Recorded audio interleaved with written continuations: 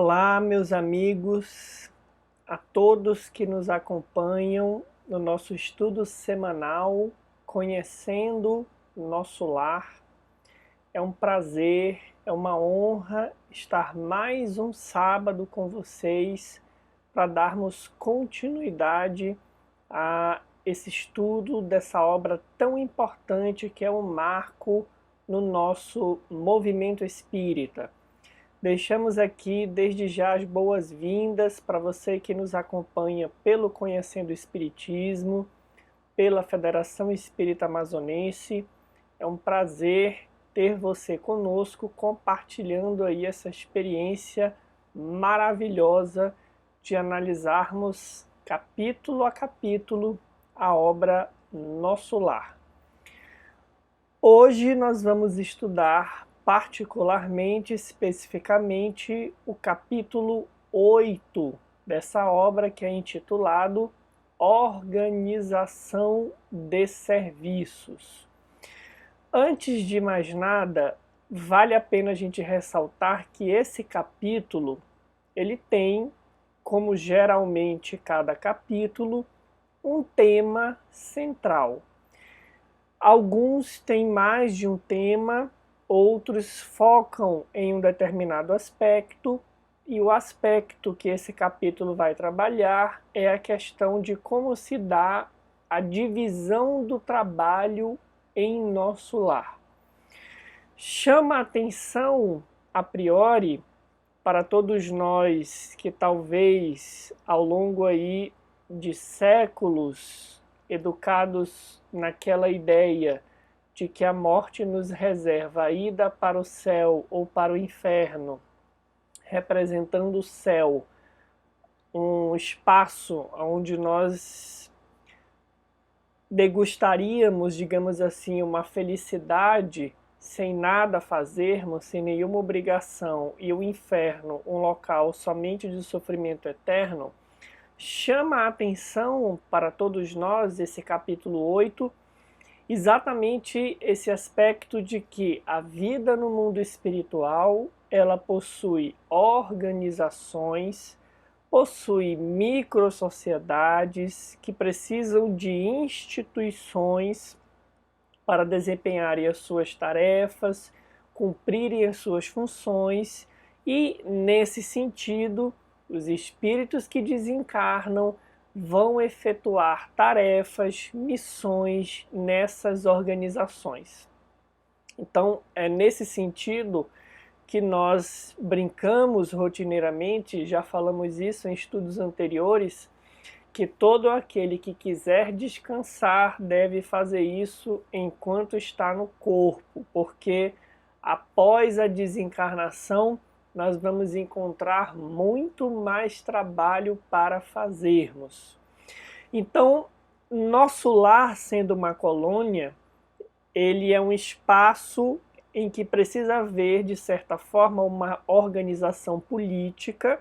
Nós não estamos falando aqui no sentido partidário, claro, mas no sentido de divisão de funções, há uma hierarquia, porque toda a comunidade de seres humanos, estejam eles no corpo ou não, ela necessita de uma estrutura para funcionar, ela necessita de uma estrutura organizacional.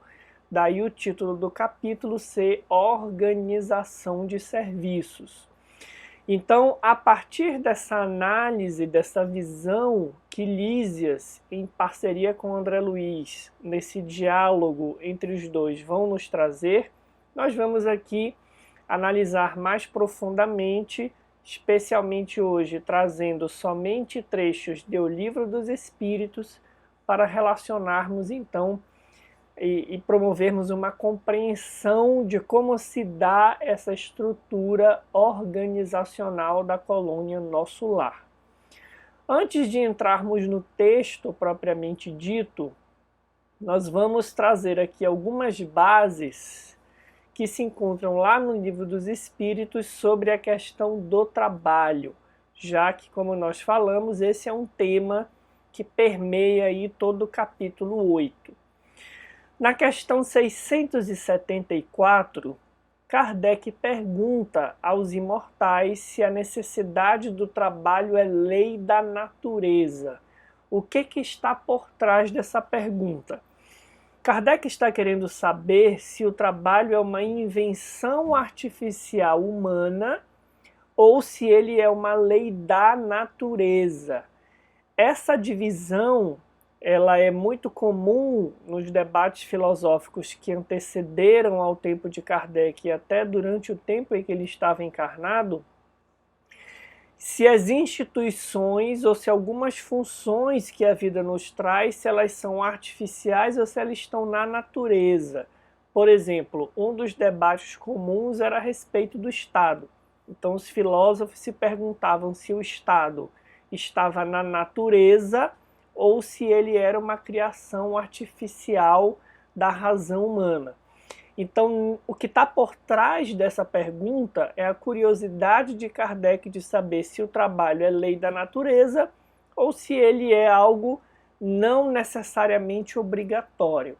Os espíritos respondem afirmativamente, dizendo que o trabalho é lei da natureza e por isso mesmo constitui uma necessidade.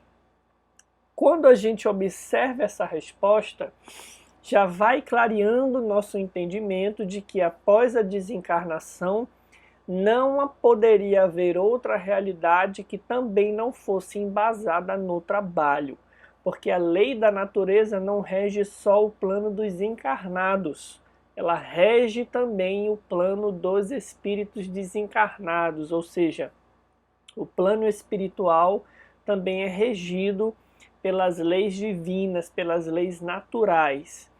E aí os espíritos, melhor dizendo, fazem um acréscimo que delineia uma diferença entre o trabalho já que temos no mundo espiritual e o trabalho que temos no mundo físico, quando ele conclui a resposta dizendo que a civilização, no entanto, obriga o homem a trabalhar mais porque ele aumenta as necessidades e os gozos.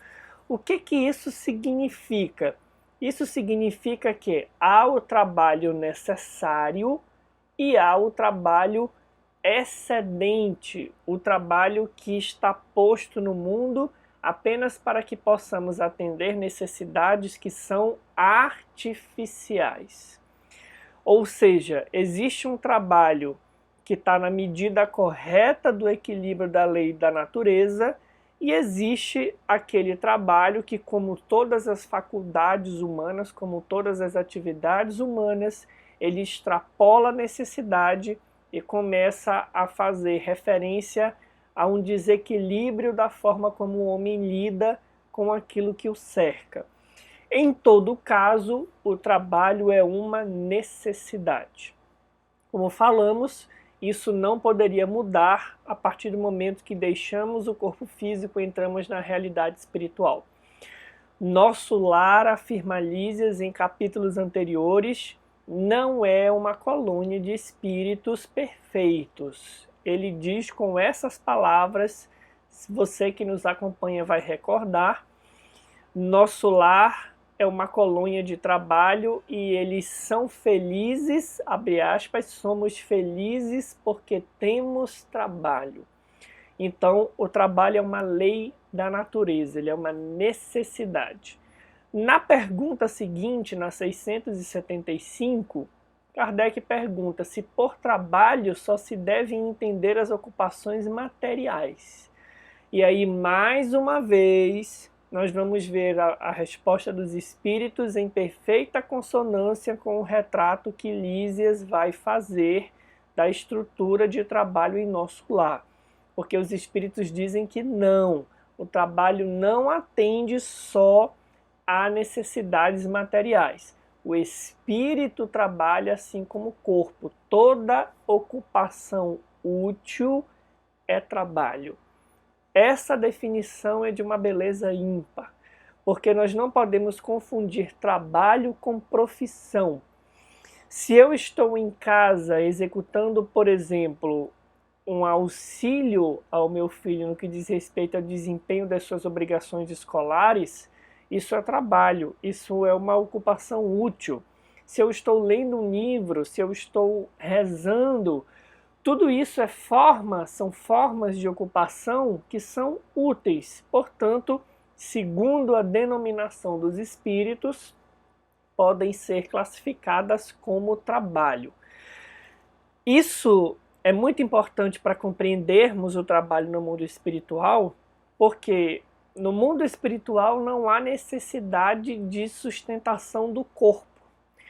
Observem que quase todo tipo de trabalho que acontece no mundo dos encarnados é voltado para atender necessidades do corpo físico. Comer, morar, vestir, se transportar de um lugar para o outro. Quando o espírito deixa o corpo, ele mantém a necessidade de trabalho, mas esse trabalho vai atender a outras obrigações, a outras ingerências que não são a sustentação de um corpo físico que não mais existe. Mas se ele está no mundo espiritual e tem uma ocupação útil, ele estará trabalhando. Na 678, Kardec pergunta se nos mundos mais aperfeiçoados os homens se acham submetidos à mesma necessidade de trabalhar. Olhem só que pergunta interessante. Ele não está nem falando de uma colônia espiritual. Ele está se referindo a mundos mais aperfeiçoados. Nesses mundos, os homens se acham submetidos à mesma necessidade de trabalho? Os espíritos respondem que a natureza do trabalho está em relação com a natureza das necessidades. Há, portanto, uma dependência do estágio evolutivo em que o espírito se encontra, do tipo de corpo que ele encarna. Quanto mais denso o corpo, mais necessidades físicas. Quanto mais o espírito avança, vai encarnando em mundos em que o corpo físico é menos denso, menos necessidades físicas. Se as necessidades mudam, a natureza do trabalho muda, como nós acabamos de falar, fazendo referência a nosso lar. A natureza do trabalho é diferente, porque a natureza das necessidades são diferentes. Quanto menos materiais são estas, vejam só, menos material é o trabalho. Não deduzais daí, porém, que o homem se conserve inativo e inútil. A ociosidade, essa frase é uma frase de geladeira para todos nós que queremos vivenciar já um pouco do clima do mundo espiritual enquanto ainda estamos encarnados, para já irmos nos aclimatando a essa realidade que todos nós teremos que vivenciar. Vale a pena destacar essa frase. A ociosidade seria um suplício em vez de ser um benefício. Eu não preciso falar muito dessa percepção, apesar de que é quase um consenso na Terra de que a melhor parte da vida são as férias, não é? Mas basta a gente refletir que quando nós ficamos muitos dias em casa, e a pandemia é um exercício interessante sobre isso, sem alguma obrigação, sem uma meta, sem um objetivo, nós vamos adoecendo mentalmente e fisicamente. Então, a ociosidade no mundo espiritual, caso aquela hipótese de que a gente desencarna e vai para um céu ocioso fosse verdade, os espíritos estão dizendo que isso seria um suplício, isso não seria um benefício, porque é da lei da natureza o trabalho. Pois bem, feita essa abordagem inicial, vamos entrar aqui no primeiro trecho que nós trouxemos, que nós selecionamos do capítulo 8. Nesse trecho, André Luiz está conversando com Lísias, e Lísias vai apresentar então os tipos de trabalho que são realizados em nosso lar. ele afirma o seguinte: estamos no local do Ministério do Auxílio. Aqui André Luiz é a primeira vez que ele sai do leito onde ele estava, começa a andar pelas ruas, e esse local onde ele se encontra é o Ministério do Auxílio. Tudo que vemos, edifícios, casas, residências, representa instituições e abrigos adequados à tarefa de nossa jurisdição. Então vejam que nosso lar, ele é como se fosse um bairro planejado. Há casas e instituições no Ministério do Auxílio destinados a determinadas tarefas específicas, a determinadas tarefas de naturezas específicas. Orientadores, operários e outros serviçais da missão residem aqui, nesta zona, e aí começa a listar o tipo de tarefa que é feito. Atende-se a doentes, ouvem-se rogativas, selecionam-se preces, preparam-se reencarnações terrenas, organizam-se turmas de socorro aos habitantes do umbral ou aos que choram na terra, estudam-se soluções para todos os processos que se prendem ao sofrimento. Ou seja, como o próprio nome já diz, o Ministério do Auxílio é uma instituição voltada para auxiliar as pessoas, sejam elas encarnadas ou desencarnadas, que se encontram em condições de sofrimento. Daí ele fazer referência a doentes, a rogativas, a preces, a preparação de reencarnações terrenas está também inclusa no Ministério do Auxílio, a organização de turmas de socorro aos habitantes do umbral, como aquela em que Clarencio estava quando foi socorrer André Luiz, ou aos que choram na terra e assim por diante. Então essas são as tarefas que são executadas nesse Ministério do Auxílio. Se nós desencarnarmos e formos para o nosso lar, nós poderemos colaborar em uma dessas tarefas. Na questão 569 do Livro dos Espíritos, há uma resposta dos Espíritos que se aproxima bastante desse diálogo para que nós possamos compreender com mais profundidade por que há essa gradação de tarefas, por que há essa diferenciação de tarefas. Nessa questão, Kardec pergunta para os espíritos em que consistem as missões de que podem ser encarregados os espíritos errantes. Marcelo, quem são os espíritos errantes? Lembremos que os espíritos errantes são aqueles que estão em trânsito no mundo espiritual entre uma encarnação e outra. Todos esses são chamados de espíritos errantes, sejam eles em condição feliz ou não, são espíritos errantes, são espíritos que ainda precisam reencarnar e que aguardam essa oportunidade da volta. Então, em que consistem as missões de que esses espíritos são encarregados? Os imortais respondem que são tão variadas essas missões que é impossível descrevê-las. Vejam só, muitas há mesmo que não podeis compreender. Os espíritos executam as vontades de Deus e não vos é dado penetrar-lhe todos os desígnios.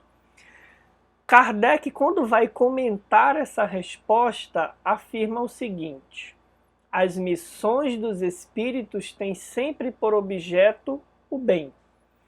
Quer como espíritos, quer como homens, ou seja, encarnados, são incumbidos de auxiliar o progresso da humanidade, dos povos ou dos indivíduos, dentro de um círculo de ideias mais ou menos amplas, mais ou menos especiais e de velar pela execução de determinadas coisas.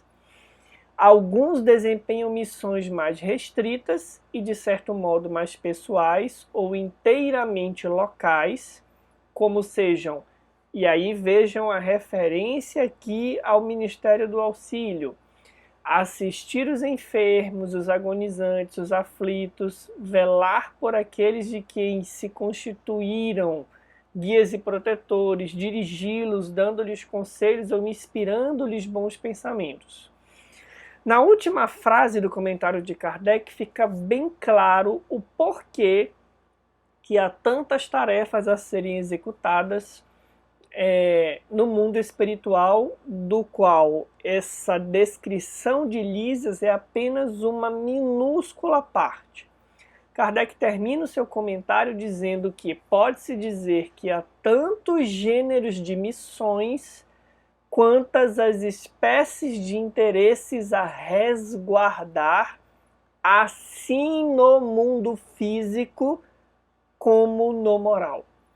O espírito se adianta conforme a maneira por que desempenha sua tarefa. Meus amigos, vejam bem. Para a sustentação da vida física, há uma necessidade de se realizar inúmeras tarefas. Ou seja, os gêneros de tarefas que existem no nosso plano encarnado, e são milhares de tarefas possíveis, eles atentam para a necessidade de mantermos a vida física funcionando. Quando nós vamos para o mundo espiritual, ele continua dizendo aqui que há muitos interesses a resguardar. Não necessariamente no que diz respeito à sustentação de um organismo físico, mas nós podemos falar no progresso de determinada cidade, podemos falar na realização de determinada ação ou planejamento espiritual para com um determinado grupo de espíritos, no resgate para indivíduos ou coletividades que se encontrem em situação de sofrimento e que precisem recomeçar uma tarefa, processos de comunicação entre as duas esferas. E nós poderíamos continuar citando aqui milhares de variantes dos tipos de trabalhos e missões que precisam ser executadas pelos espíritos quando se encontram no mundo espiritual. Então, isso deve despertar o nosso interesse, porque quando desencarnarmos, passado aquele tempo de adaptação, já que desencarnar é um reaprendizado para viver no mundo espiritual, se nós já entendemos do que se trata a nossa existência de espíritos imortais, nós não vamos ficar presos na resolução de coisas pequeninas do mundo dos encarnados, nem vamos ficar desejando a ociosidade. Nós vamos desejar realizar algo, contribuir para que algo aconteça, e aí vão se apresentar um leque de possibilidades. Porque Kardec diz aqui que há tantos gêneros de missões quanto as espécies de interesses a resguardar. E nós podemos aqui convir que há milhões de interesses, principalmente no que diz respeito aos desígnios divinos que vêm do mundo espiritual para o mundo físico. Então daí você pode imaginar a quantidade de tarefas a executar. Isso também deve ser destacado porque, segundo aí as informações que nós temos de vários médiuns no movimento espírita, existem milhões de espíritos desencarnados que também são habitantes da Terra, mas não estão no plano físico. E aí nós vemos essa informação e nos perguntamos, ora, estão fazendo o quê? E aí você entende por essa resposta que há milhares de gêneros de tarefas que precisam ser executadas. Portanto, vamos nos afeiçoando essa ideia, porque quando desencarnarmos, poderemos continuar o nosso progresso colaborando em algumas dessas tarefas. Voltando para o diálogo entre Lísias e André Luiz, ele vai falar agora sobre a organização da colônia, sobre a organização de nosso lar. E aí o diálogo se desenvolve da seguinte forma. Lísias responde para André Luiz a respeito de determinada pergunta. Não tem visto nos atos da prece nosso governador espiritual cercado de 72 colaboradores? Pois são os ministros de nosso lar. Então, para dar conta de gerenciar essa colônia, a estrutura organizacional, a estrutura política dela é composta por um governador que é assessorado por 72 ministros. E aí ele diz que essa colônia, nosso lar, que é essencialmente de trabalho e realização, nós podemos inferir dessa resposta que existem colônias com alguns objetivos mais específicos, mas nosso lar é de trabalho e realização, divide-se em 6 ministérios, orientados cada qual por 12 ministros. Então vejam que são 12 espíritos colaborando na organização e no desempenho das tarefas de 6 ministérios tutelados por um governador.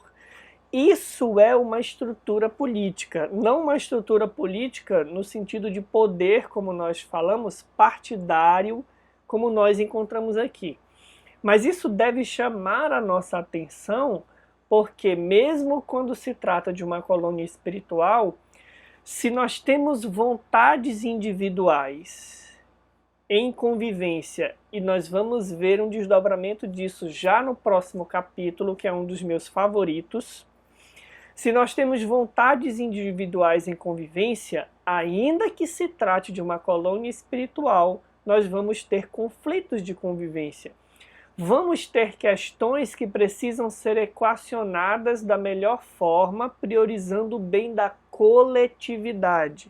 Então é por isso que precisa haver uma estrutura organizacional, uma estrutura política, ainda quando se trate de uma colônia espiritual. É óbvio que a gente não precisa aqui dizer que a política que se desempenha numa colônia como essa não é a política do mundo, é a política divina, que segundo Emmanuel é embasada naquela fala de Jesus: quem quiser ser o maior, que seja o servo de todos. E lá no final do nosso estudo de hoje, nós vamos ver que essa é a postura da governadoria.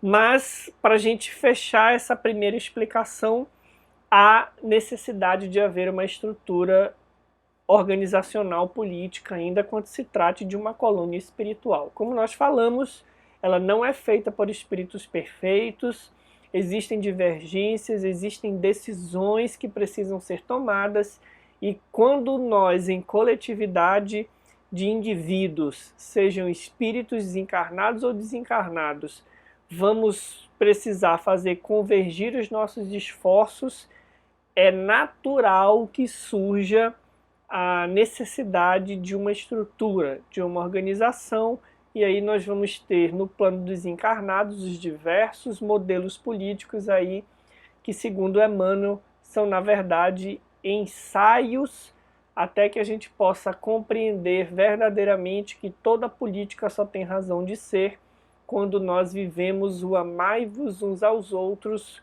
conforme Jesus nos recomendou. Ele vai explicar, seguindo aqui o nosso parágrafo, como que se dividem esses ministérios. E aí ele afirma que existe o Ministério da Regeneração, o Ministério do Auxílio, o Ministério da Comunicação, o Ministério do Esclarecimento, da Elevação e da União Divina. Os 4 primeiros aproximam a colônia das esferas terrestres. Os 2 últimos ligam a colônia com um plano superior. E olhem só que dado interessante, visto que a nossa cidade espiritual é zona de transição. O que isso significa? Isso significa que nosso lar não é, vamos usar aqui um pouco de humor, o suprassumo das colônias espirituais. Nosso lar é uma colônia de adaptação dos espíritos quando desencarnam e da realização de missões e tarefas para aqueles que estão almejando a novos degraus na escala evolutiva. Então, daí essa necessidade de ela ter estruturas que a mantenham ligada, próxima à Terra, e estruturas que a mantêm conectadas com os planos superiores.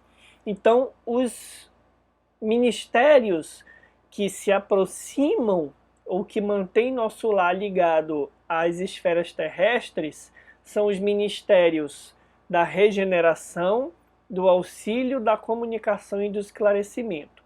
O ministério da elevação e da união divina conectam a colônia com as esferas superiores, e aí você já percebeu mais uma vez que nós temos aqui as esferas superiores, nosso lar, e as esferas terrenas. Nosso lar está nessa transição aqui de acompanhamento dos espíritos que desencarnam, que precisam viver experiências para galgarem novos degraus evolutivos. Os serviços mais grosseiros, segue Lísias, localizam-se no Ministério da Regeneração e os mais sublimes no da União Divina. Clarencio, nosso chefe amigo, é um dos ministros do auxílio. Vejam que interessante. No mundo espiritual não existe essa vaidade de que o trabalho mais rude ou mais difícil é para aqueles que estão em hierarquia menor. Clarencio foi quem foi resgatar André Luiz. Olhem que interessante. Um ministro de um dos ministérios foi resgatar um espírito em uma excursão ali de resgate que foi feita nas regiões inferiores, nas regiões do umbral. Então não tem aquela conversa de que eu mando, você obedece, você faz o trabalho que eu não quero fazer porque eu sou seu chefe. Todos trabalham e os mais acima na hierarquia devem amar mais, servir mais e exemplificar mais para que possam ter autoridade moral, para então governar aí os seus postos de trabalho, ou no caso do governador, a colônia como um todo. Para estudarmos essa divisão aqui de ministérios e de tarefas, eu trouxe para a gente um comentário aqui de Emmanuel, que está na resposta à questão 57 da obra O Consolador. Nesse comentário, Emmanuel afirma o seguinte: cada máquina exige uma direção especial e o mecanismo do mundo requer o infinito de aptidões e de conhecimentos. Nós vamos extrapolar aqui essa interpretação também para o mundo espiritual, porque Emmanuel está se referindo às organizações terrenas. Mas, se há pessoas, como falamos, que precisam conviver, isso também vale para o mundo espiritual. Sem a harmonia de cada peça na posição em que se encontra, toda produção é contraproducente e toda boa tarefa impossível. Existem tarefas diferentes que formam uma engrenagem harmônica. Então, Emmanuel está falando que, se não há harmonia de cada peça, a produção se torna inviável. Todos os homens são ricos pelas bênçãos de Deus e cada qual deve aproveitar com êxito os talentos recebidos, porquanto, sem exceção de um só, prestarão um dia além túmulo contas de seus esforços. Que os trabalhadores da direção saibam amar e que os da realização nunca odeiem.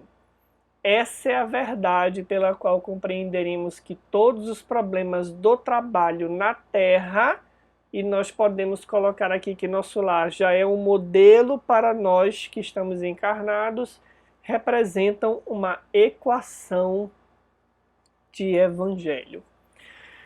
Na Terra, no nosso plano dos encarnados, existem muitas divergências, muitos conflitos, muitos debates sobre qual modelo político é mais adequado, sobre qual forma de governar é a mais justa, a mais adequada, enfim. O Emmanuel está nos dizendo aqui que existem funções, gêneros de tarefa que precisam ser cumpridas, porque nós vivemos todos, seja no planeta ou seja no mundo espiritual, em regime de solidariedade e de dependência. Não há um só ser que seja absolutamente independente dos demais. Todos nós somos interdependentes. E todos nós, ao longo do nosso processo de evolução espiritual, vamos caminhando para determinadas aptidões. Lembrando que a aptidão não é algo que você recebe pronto. Se nas últimas 3 encarnações você se dedicou, por exemplo, para o estudo das ciências exatas, você naturalmente vai, em cada reencarnação, ter uma aptidão maior para esse gênero de tarefa. Lembrando também, claro, que os espíritos puros já avançaram em todos os gêneros de tarefa. Mas no nosso estágio imperfeito aqui de evolução espiritual, nós temos vocações, nós temos aptidões e elas são utilizadas com maestria no concerto divino que nos direciona para a realização de determinada tarefa de orientação, de socorro, de explicação, de organização, de atendimento, voltada para as artes, enfim. Todos esses gêneros de tarefa, eles precisam conviver. Daí o Emmanuel falar que quando existem conflitos no nosso plano terreno, por exemplo, eles só estão falando, representando uma equação de evangelho mal resolvida. É por isso que nós dizemos que o Emmanuel afirma que os problemas políticos do mundo existem porque nós estamos ainda tentando compreender e vivenciar o amai-vos uns aos outros, que é o lema da política divina, que deveria inspirar a política humana. Então, esses gêneros de tarefa aqui, que colocam inclusive na posição de hierarquia aqueles que coordenam e aqueles que realizam, nas palavras do Emmanuel, ele não significa que hajam espíritos que mandam e outros que obedecem, no sentido do trabalho mundano como nós compreendemos. Existem divisões de tarefas e no mundo espiritual não existe QI, né? Ou seja, quem indique, não existe peixada, não existe favor. No mundo espiritual, o mérito é o que responde pelas posições que nós ocupamos. Não estou falando da meritocracia segundo o sentido que nós também entendemos aqui no nosso plano. O mérito no que diz respeito não somente aos conhecimentos técnicos específicos, mas à autoridade moral.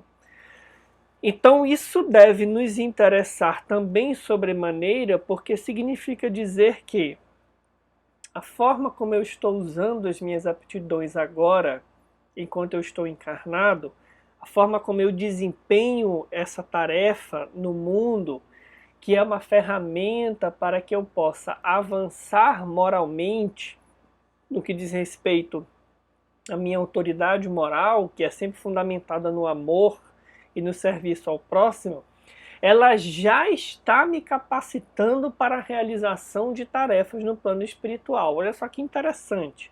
Você não vai desencarnar, vai fazer um curso para trabalhar no mundo espiritual. Se você está encarnado e desempenha sua tarefa, seja ela qual for, com zelo, com responsabilidade, com amor, fazendo uso da autoridade de forma respeitosa ou como subalterno, fazendo para o seu superior aquilo que gostaria de receber caso estivesse no lugar dele, você está se qualificando para ser um trabalhador no mundo espiritual. Não haverá dificuldade, porque quem trabalha dessa forma nesse plano está se espiritualizando. E quando nós nos espiritualizamos, nós já estamos vendo isso ao longo de toda a obra. Quando a gente desencarna, a gente só deixa o corpo. A gente continua a viver naturalmente, fazendo apenas pequenas adaptações. Então essas diferenças de hierarquia dos ministérios, elas são naturais, tendo em vista que nós fazemos parte de um processo evolutivo e que nosso lar, sendo uma colônia de transição, ela tanto é uma escola, trabalho para os espíritos de hierarquia maior, que estão ali desempenhando funções de muita responsabilidade, almejando galgar experiências maiores, quanto ela está recebendo do plano físico espíritos em profunda condição de dor, de sofrimento, e que precisam de todo o auxílio para recomeçarem a marcha. No mundo físico, no plano físico, também é assim. Nós temos aqueles que estão mais distantes dos processos de evolução, muitas vezes por rebeldia, e aqueles que já caminham à frente. Com a diferença, e aí é uma diferença muito grande, de que no mundo físico, no nosso plano físico, a autoridade moral nem sempre é reconhecida. Então nós temos heróis anônimos que estão escondidos aí em milhares de lares, desempenhando a sua profissão, desempenhando a maternidade, a paternidade com absoluta excelência, com muito êxito, e que o mundo não dará destaque.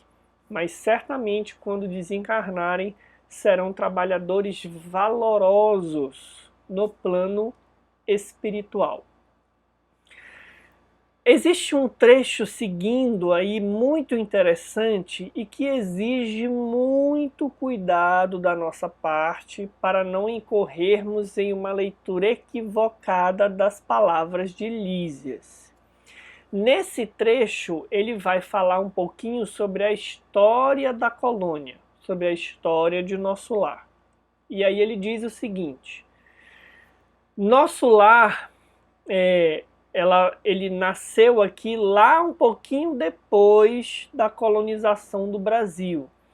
Ele vai narrar que os planos vizinhos da esfera terrena possuem igualmente natureza específica, ou seja, as redondezas do plano espiritual que está em anexo ao plano físico, essas redondezas também possuem naturezas energéticas específicas.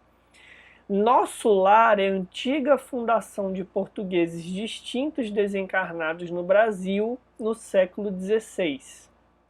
A princípio, enorme e exaustiva foi a luta, segundo consta em nos arquivos, no Ministério do Esclarecimento. Há substâncias ásperas nas zonas invisíveis à Terra, tal como nas regiões que se caracterizam pela matéria grosseira. Isso é natural se nós imaginarmos que as nossas emissões mentais do planeta são muito grosseiras. Angústias, tristezas, já que o nosso mundo ainda é um mundo de expiações e provas. Então, o padrão mental ele é muito rude, ele é muito grosseiro. Então, as regiões espirituais que são circunvizinhas às regiões dos encarnados, elas também têm uma natureza análoga. Aqui também existem enormes extensões de potencial inferior, como há no planeta grandes tratos de terra de natureza rude e incivilizada. Os trabalhos primordiais foram desanimadores mesmo para os espíritos fortes. Então nós achamos também no nosso imaginário, olha só que interessante, que Deus quer fundar uma colônia espiritual, então ele vai lá, estala o dedo e a colônia está pronta. Tudo no universo, para se realizar, precisa da colaboração dos espíritos. Mesmo no que diz respeito ao mundo espiritual, a construção de uma colônia não é algo fácil, principalmente se essa colônia estiver localizada a meio caminho entre esferas superiores e esferas inferiores vizinhas à Terra. Porque para que ela possa cumprir essa função estratégica, ela vai precisar ali romper algumas vibrações grosseiras que são oriundas da emissão dos encarnados.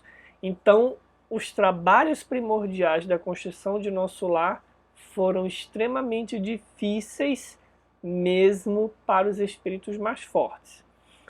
Onde se congregam hoje vibrações delicadas e nobres, edifícios de fino lavor, misturavam-se as notas primitivas dos silvícolas do país e as construções infantis de suas mentes rudimentares. Os fundadores não desanimaram, porém, prosseguiram na obra, copiando o esforço dos europeus que chegavam à esfera material, apenas com a diferença de que, no plano encarnado, era usada a violência, a guerra, a escravidão, e no mundo espiritual o serviço perseverante, solidariedade fraterna e o amor espiritual. Vamos lá, por que eu estou dizendo que nós temos que ter muito cuidado com essa fala de Lísias, para nós não interpretarmos ela de forma equivocada? Quando ele fala de notas primitivas dos silvícolas do país, que possuíam construções mentais infantis e rudimentares, ele não está se referindo de forma pejorativa a uma raça específica, a uma raça indígena, como se essa raça fosse inferior. O racismo, ele é aquela ideia que afirma que um determinado conjunto de seres são essencialmente inferiores aos outros, e isso é uma condição inamovível, é uma condição que não pode ser alterada. Quando nós entendemos esse conceito, nós vamos ver que todas as vezes que alguém diz que o espiritismo, em função de algumas abordagens, apoia o racismo, há um equívoco gigantesco. Porque se nós estamos falando de uma doutrina que demonstra a igualdade dos indivíduos perante Deus, que demonstra que todos somos criados da mesma forma, simples e ignorantes, e que temos o livre-arbítrio para evoluirmos, que Deus ama a todos incondicionalmente, que todos recebem as mesmas oportunidades, não há que se falar na existência de espíritos eternamente inferiores e primitivos.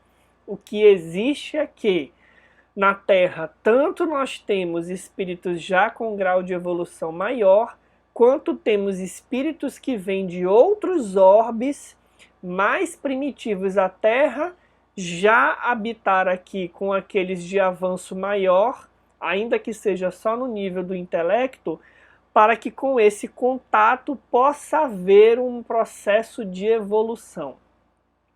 Infelizmente, em se tratando mesmo de inteligências muito avançadas, quando falta o amor, os métodos de tentativa de fazer essa aproximação vão ser violência, guerra e escravidão. No plano espiritual, nós podemos afirmar que esses espíritos que ainda não estavam num grau de evolução maior, desencarnando, esses que durante a encarnação compunham aí, por exemplo, os silvícolas, os nativos do nosso país desencarnando, eles necessitavam de amparo, necessitavam de auxílio. E aí, esses espíritos que fundaram nosso lar fizeram esse trabalho de auxílio, de acolhimento, de solidariedade, de serviço, junto tanto a esses espíritos quanto a essas regiões, para que nosso lar pudesse surgir. Então vejam que não há espaço aqui para nenhuma fala racista, nenhuma fala exclusivista. Ao contrário, o que Lísias está nos falando é que quando os espíritos que estão em grau evolutivo diferente precisam nesse contato, nessa convivência, para que possam progredir, estabelecer uma aproximação no mundo espiritual, se nós estamos falando da política divina, jamais haverá escravidão, abuso, racismo, enfim. O que há é amor ao próximo, solidariedade, enfim. Há uma aproximação com vistas à evolução de todos os grupos humanos. Então, daí fica claro nós entendermos que a colocação de Lísias, ela faz todo sentido. Para não haver dúvidas, eu trouxe aqui a questão 559 e 561. Na 559 do Livro dos Espíritos, Kardec pergunta se também desempenham função útil no universo os espíritos inferiores e imperfeitos. Se você se incomoda com essa nomenclatura de espíritos inferiores e imperfeitos, por exemplo, quando nós fazemos referência àqueles povos mais primitivos, basta você pensar que lá no Evangelho segundo o Espiritismo, a inteligência humana, que é tão orgulhosa de si, quando é colocada lado a lado com inteligências celestiais, ela é muito primitiva.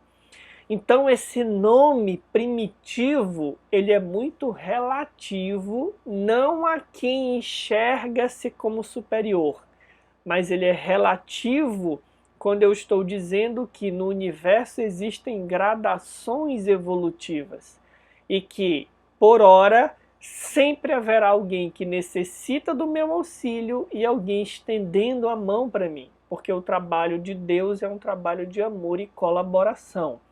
Então Kardec pergunta se também desempenham função útil os espíritos inferiores e imperfeitos. Os imortais respondem que todos têm deveres a cumprir. Para a construção de um edifício, respondem os espíritos com outra pergunta: não concorre tanto o último dos serventes de pedreiro como o arquiteto? Então há funções específicas. Reitero mais uma vez, não há aqui nenhuma apologia a autoritarismo ou a meritocracia no sentido do mundo de que uns mandam e outros obedecem. Há uma cadeia de auxílio mútuo, porque se hoje eu estou numa posição inferior no que diz respeito à escala evolutiva, basta que eu queira, principalmente eu posso acelerar o meu processo evolutivo cumprindo a lei de Deus e daqui a um tempo eu estarei auxiliando espíritos que estavam em condições análogas a que eu estou hoje. Então é um caminho que fala de uma igualdade. Aliás, nós temos lá no Livro dos Espíritos como uma das leis naturais a lei de igualdade. Na questão 561, Kardec pergunta: são permanentes para cada um e estão nas atribuições exclusivas de certas classes as funções que os espíritos desempenham na ordem das coisas? Ou seja, existem tarefas que se repetem sempre para os mesmos tipos de espíritos? E aí os imortais respondem: todos têm que percorrer os diferentes graus da escala para se aperfeiçoarem. Acabamos de explicar isso. Deus, que é justo, vejam só, não poderia ter dado a uns a ciência sem trabalho, destinando a outros a só adquirirem com esforço. Então, mais uma vez, não há nas leis de Deus, no trabalho que os espíritos realizam, nenhum tipo de favorecimento, nenhum tipo de chefia, como nós a entendemos no mundo. Por quê? Os méritos são todos baseados em conhecimentos adquiridos e em recursos do coração, não somente da inteligência.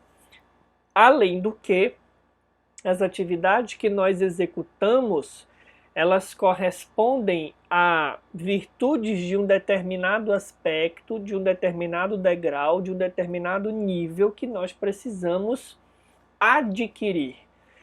Pensa, por exemplo, na função que você desempenha com relação ao trabalho, seja ele profissional, trabalho doméstico, enfim. Pensa quais são as virtudes no que diz respeito ao teu processo evolutivo quanto à imortalidade, quais são as virtudes que essa tarefa te convida a possuir. E aí você vai entender que mesmo encarnado, as funções que nós desempenhamos na ordem das coisas falam daquilo que Deus espera que nós sejamos capazes de conquistar no nível evolutivo em que nós estamos. Não existe trabalho ao léu, não existe acaso, não existe bagunça na ordem divina. Nós podemos alterar as coisas quando nos arvoramos a escolher a partir do nosso orgulho e do nosso egoísmo. Mas todos os encarnados, mesmo nos referindo aos encarnados, obedecem tarefas, cumprem tarefas que falam de um determinado campo de evolução em que eles precisam avançar. E aí Kardec comenta a resposta dizendo: é o que sucede entre os homens, onde ninguém chega ao supremo grau de perfeição numa arte qualquer, sem que tenha adquirido os conhecimentos necessários praticando os rudimentos dessa arte. Ou seja, não há mérito sem esforço. Prosseguindo para o último aspecto, para o último momento, é um momento muito belo em que Lísias vai falar aqui de como é o perfil do governador de nosso lar. Nós não vamos destrinchar agora esse perfil, porque ele vai aparecer com mais força no próximo capítulo, onde nós analisaremos um acontecimento bastante problemático que aconteceu na colônia relativo à questão alimentar. Mas vamos aqui já ter uma palhinha, um gostinho de quem é essa alma muito especial que governa aí a colônia. Pelo menos governava, né? Não sabemos se nos dias de hoje ainda é ele. Ali vive o nosso abnegado orientador, está dizendo aqui Lísias. Nos trabalhos administrativos, utiliza ele a colaboração de 3.000 funcionários. Meus amigos, olhem o tamanho dessa organização. 3.000 funcionários. Entretanto, é ele o trabalhador mais infatigável e mais fiel que todos nós reunimos. Aquele que quiser ser o maior, seja o servidor. Os ministros costumam excursionar noutras esferas, renovando energias e valorizando conhecimentos. Eles, os que não são ministros, os trabalhadores, gozam de entretenimentos habituais, mas o governador nunca dispõe de tempo para isso. Faz questão que descansemos, obriga-nos a férias periódicas, ao passo que ele mesmo quase nunca repousa, mesmo no que concerne às horas de sono. Marcelo, os espíritos dormem, segundo o que nós estamos vendo aqui, dormem. Agora nós já podemos imaginar que não é um sono como o sono do corpo físico. Deve ser provavelmente uma diminuição na atividade mental, que significa aí uma espécie de repouso. Parece-me que a glória dele é o serviço perene. Basta lembrar que estou aqui há 40 anos, Lísias já está lá há 40 anos, e, com exceção das assembleias referentes às preces coletivas, raramente o tenho visto em festividades públicas. Seu pensamento, porém, abrange todos os círculos de serviço, sua assistência carinhosa a tudo e a todos atinge. E aí ele vai dizer que existe uma marca impressionante que esse governador já está ali na direção há 114 anos. Na questão 558 do Livro dos Espíritos, Kardec pergunta, e a resposta vai coroar a beleza do exemplo do governador de nosso lar. Alguma coisa incumbe, outra coisa incumbe aos espíritos fazer que não seja melhorarem-se pessoalmente? Concorrem para a harmonia do universo, executando as vontades de Deus, cujos ministros eles são. A vida espírita é uma ocupação contínua, mas que nada tem de penosa, e aí você vai entender a alegria do governador em trabalhar como a vida na terra, porque não há fadiga corporal nem as angústias das necessidades. De que nós estamos falando aqui, meus amigos? Da alegria de servir. Não é o trabalho por remuneração, por salário, por promoção, por reconhecimento, por bajulação, por desejo de mandar. É única e exclusivamente a alegria de servir. É uma ocupação que não tem nada de penosa. Esses espíritos trabalham com absoluta abnegação e alegria. Não é mesmo, podemos dizer, um dever no sentido de obrigação que nós falamos aqui na Terra. Eles se alimentam do trabalho. Servir ao próximo é uma motivação de vida. Vejam que nós estamos falando do governador de nosso lar, que é uma colônia de transição muito próxima à Terra, ou seja, muito imperfeita. Imaginem quando nós vamos nos referindo a espíritos de grau evolutivo maior, como, por exemplo, a governança de Jesus com relação ao planeta Terra. Aí você entende o porquê que ele veio pessoalmente nos mostrar o caminho e, inclusive, deu a si mesmo em holocausto, demonstrando que quem quiser ser o maior tem que ser o servidor. Então é essa estrutura maravilhosa e fabulosa que existe em nosso lar. Vejam que quando nós desencarnarmos existe muito trabalho a fazer.